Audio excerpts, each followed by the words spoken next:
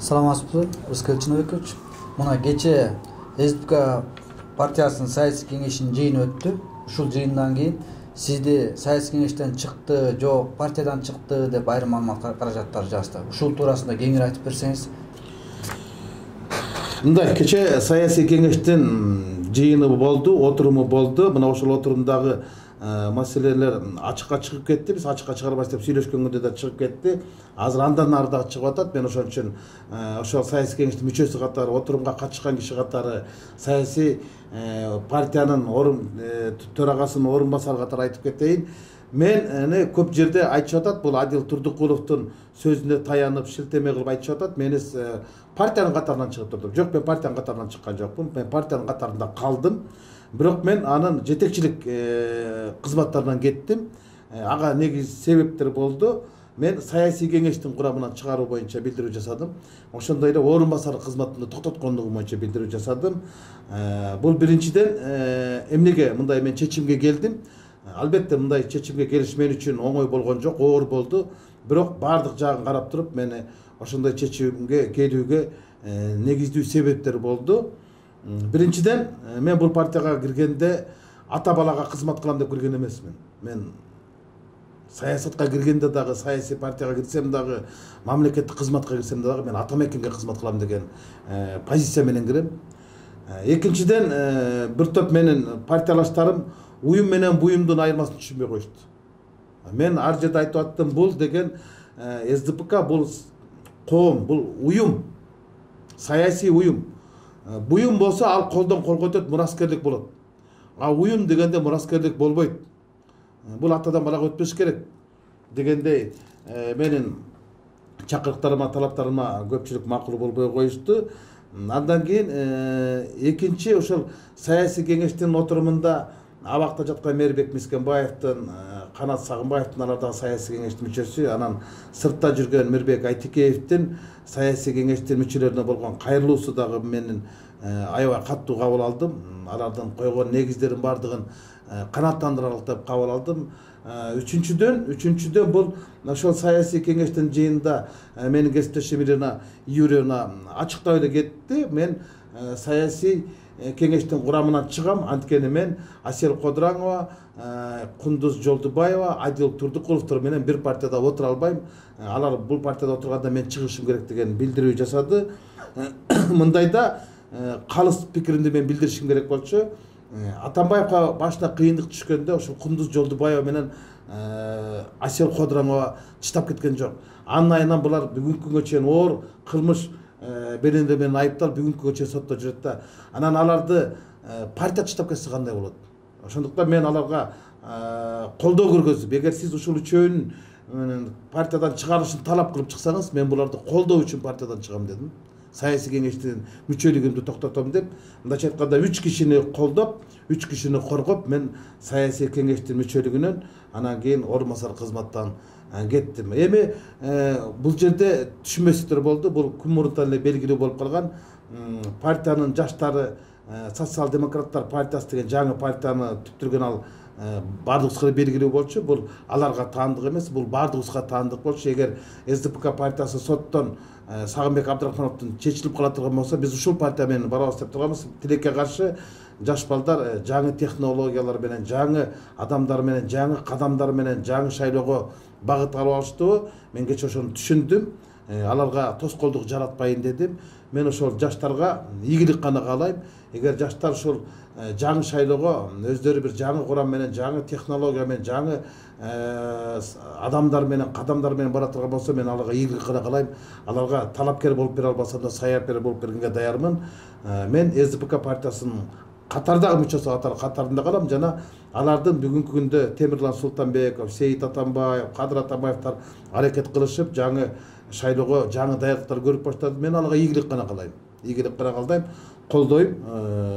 Колуман келсе керек болсо аларга кеңешин да берем. Ал эми партиянын тагдыры бүгүн ушундай болуп калды. Бирок чекит коюла элек, анткени 2-июнда Кыргызстан социал-демократтар партиясынын тагдыры жөнүндөгү жогорку сотто каралат. Акыркы чекит коюлат. Бул кимге таандык экени, бунун төрайымы бүгүнкү күндө Сагынбек Абдрахмановбу же Асел Кодыраңовбу? Ошол маселе чечилиш керек. бул дагы көп нерседен келечекке болгон нерселерди аныктайт. Анткени биз саясий партиянын мүчөсү катары калдык. Анан эми саясий кеңештин көпчүлүк мүчөлөрү дагы эки анча ойдо калды. Алар кече бир тобу ошол эмоция калтырыштуу, ачуу калтырыштуу, айтор партиянын ысык сууна күйүп жүргөн Назгүл Мамытова мен дагы кетем деди, Айдыл Турдукулов партбилетим чытайм деди. Дагы ачыктап коеюн, Мээрбек Бескенбаев дагы ошо абактан кат жазып жибериптир, кайрылуу жазып жибериптир. Мен дагы саясий кеңештин мүчөсүнөн чыгарып койгула деп кайрылуусу жазыптыр. Эми аны саясий кеңеш канаттандырабы бул алдыда боло турган иш, бирок ал айткан сөз атылган убакта ал кеттим дегенден кийин ал кетти. Мирбек Айтикеев ушундай партиянын ысык сууна күйгөн мындай белдүү адамдары кетип атканы бул белгилүү болуп калган. Анткени партияда ошондой ажырым пайда болуп калганы анык болчу. Мен колдон келген аракетти жасадым. Ушул эки тарапты бириктиргенге тилекке каршы менин колуман келбеди. Атургай мен 2-3 күн мурун Алмаз Шаршеновдун өзүнө да кирип чыккан, бул боюнча маалыматтын баарын бергем. Ал киши билет.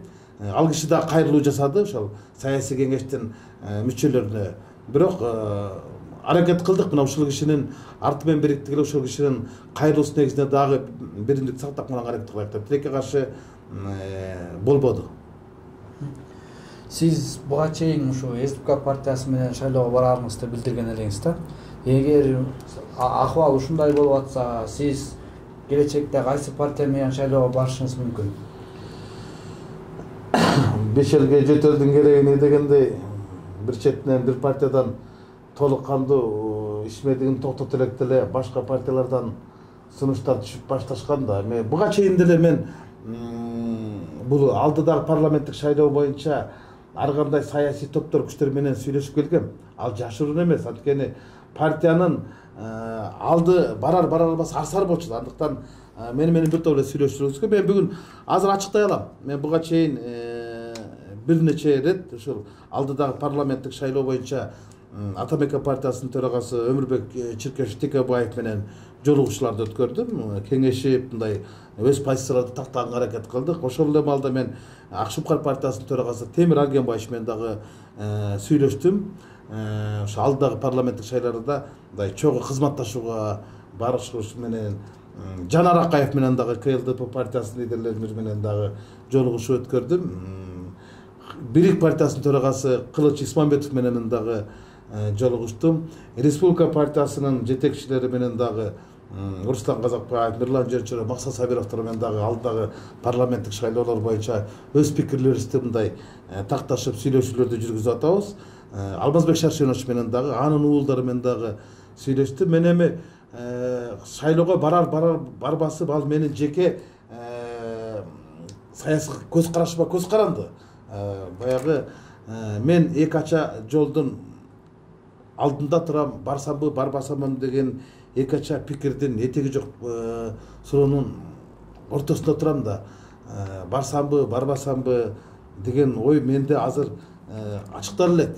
Анан мен ачыктап эле коеюн, мен эми албетте эгер шайлоого аттана турган болсом, бара турган болсом, катыша турган болсом, мен баягы Алмамбет Насырканович айткандай эле бийликтин партиясы менен же болбосо бийликтин акырдан жем жеген, бийликтин саясатын колдогон партиялар менен бара албайм. Бул менин пикирим. Ошол эле Мекеним Кыргызстан, Биримдик деген партиялар менен мен шайлоодо алардын курамында болбойм. Алардын катарында шайлоого барганча мен барбай койгонум жакшы. Анткени туура эмес болуп калат, эл туура эмес кабыл алат. Андыктан мен алардын арасынан барам деп айта албайм, айтпайм. Ал эми башка партиялардын сунуштары менен аракет кылып атам. Мындай эми такташканга алардын мүмкүнчүлүктөрү, кадыр-барктар канчалык, талапкерлер бар, каржылык ресурстар кандай, пландары кандай, эми алардын бардыгын алдыдагы сүйлөшүүлөр көргөзүлөт. Бирок мен барбасым жөнүндөгү чечимди биринчи кабыл алышым керек. Эгер жан дүйнөмдүн же болбосо көңүлүмдүн бүгүнкү күндөгү көйдөндөгү сырымды айта турган болсом, мен чын айтканда шайлоого барбай эле койсомбу деген ойго жакыныраак барып турам да. саясаттан мындай азыркы албуттанган саясаттын агымы өтө эле опурталдуу болуп баратат. Анан алдыдагы экономикалык мүмкүнчүлүктөр, анан кийин саясий кризис менен экономикалык кризис биригип кеткенде мамлекетибиз үчүн бир топ оорчулуктарды алып келет. Анан ошолорго күнөөкөр катары адам катышып каламбы деген ойлордун ортосунда турам да. Мен эгер шайлоого барбасым жерде чечимди кабыл алып турган болсом, бул бир жуманын ар жак бер жагында болот. Мен азыр эми ушундай кырдаалдан кийин бир ай эмес, эми бир эки жума мен тыныгып алам. Андан кийин сүйлөшүүлөрдү баштап, анан жеке чечим алам. Сунуштар да бар, бир партияны жетектеп барууга, жаңы бир партияны сунуштап жетектеп барууга дагы келип атат. Ошо сиз башка бир партиялардын катарында барбай эле өзүңүз бир партияны жетектеп барсаңыз жакшы болот деген аябай мындай ишкер балдар, билимдүү жаштар дагы сунуш кылышып атат. Мага ошолордун дагы сунуштары аябай жан дүйнөмө жагып турат. Саясатка кирбеген, ишкерлик менен алектенген жигердүү мекенчил жаштардын ушундай сунушу мени бир топ мындай ойлондуруп койду да. Ошон үчүн мен чечим кабыл алыш үчүн бир дагы мындай антрак убакыт аламго дейм ойлоп турам да. Ачуучундукты бир гана биздин Фабула ТВ YouTube каналынан угасыз. Жазылууну унутпаңыз.